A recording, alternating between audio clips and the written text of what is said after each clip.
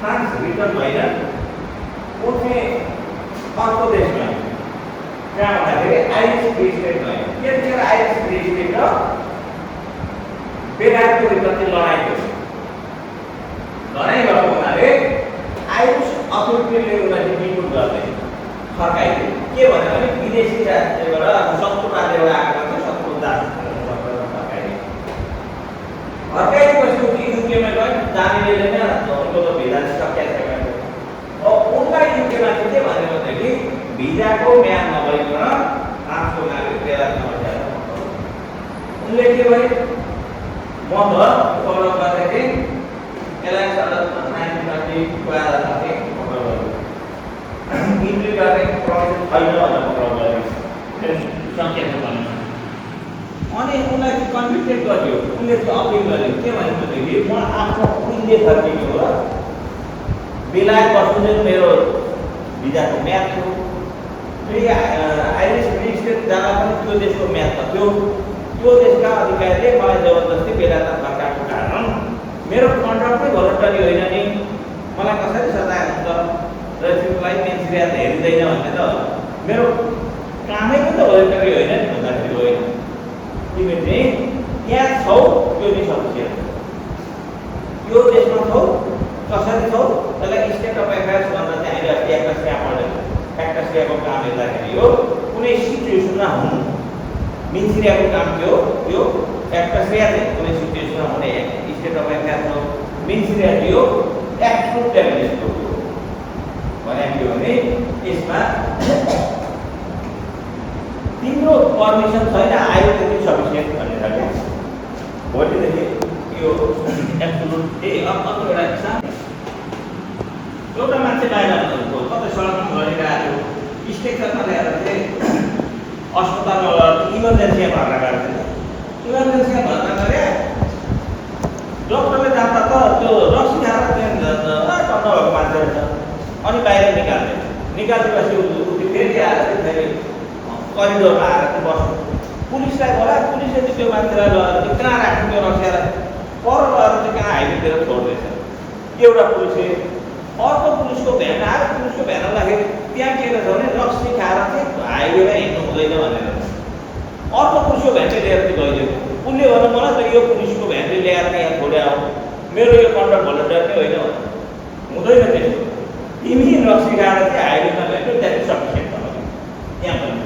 त्यसैले यी चाहिँ एब्सोल्युट हो। एब्सोल्युट र स्ट्रिक्टमा अलिक फरक छ। त्यस कारणले के भने भोलि हामी यो स्ट्रिक्ट अलिकति सक्छौँ भने भोलि कति र मुसलमान कुनै पनि कुरामा विवाद भने न्याय दिनको लागि मुख्य आधार हुने धर्मशास्त्रको कुरामा त्यसपछि सुन्ना हुने हुन्छ। सुन्ना भनेको यो परम्परागत मान्यताहरू हो। कस्तो त्यहाँको शिष्टाचार एउटा बोलेको कुरा भयो तर उपलब्ध जीवनकालभरि एउटा प्रिचिङ्स गरे र एउटा व्यवहारबाट देखाए। अब त्यो व्यवहारबाट जुन जुन कामहरू गऱ्यो त्यो चाहिँ एउटा प्रथागत परम्परा बन्यो मुस्लिम समुदायमा। ती प्रथागत कुराहरूलाई चाहिँ सुन्ना भन्छ र सुन्ना फेरि चाहिँ सुन्ना के हो र के होइन भन्ने अधिकार चाहिँ ती धर्मगुरुहरूमा मौलिकमा रहन्छ। हदीस मुस्लिमहरूलाई सुन्नु भने हदीस भन्छ। इङ्ग्लिसमा चाहिँ हदीस लेखिएको छ होइन, तर मुस्लिमहरूले चाहिँ हदीस भनेर उच्चारण गर्छ है। सो हदीस भनेको प्रिचिङ्स अफ पैगम्बर मुहम्मद नोट। यो चाहिँ पैगम्बर मुहम्मदले आफ्नो जीवनकालमा धर्म प्रवचनहरू दिए। लेखिएको चाहिँ कुरान भयो तर नलेखिएका कुराहरू पनि कतिपय धर्मगुरुहरूले विश्वासका आधारमा कन्टिन्यू गरे। ती चाहिँ हदीस भने र धर्मगुरुहरूले गर्ने प्रिचिङ्स हो। इस्लाम भनेको इमाम्स डिसिजन भने सुन्ना एन्ड हदीस अब यो चाहिँ इमाम भनेको उनीहरूको जसरी हाम्रो हिन्दूमा पण्डित हुन्छ होइन, तपाईँको लिम्बूमा पनि हुन्छ नि वेदाङमा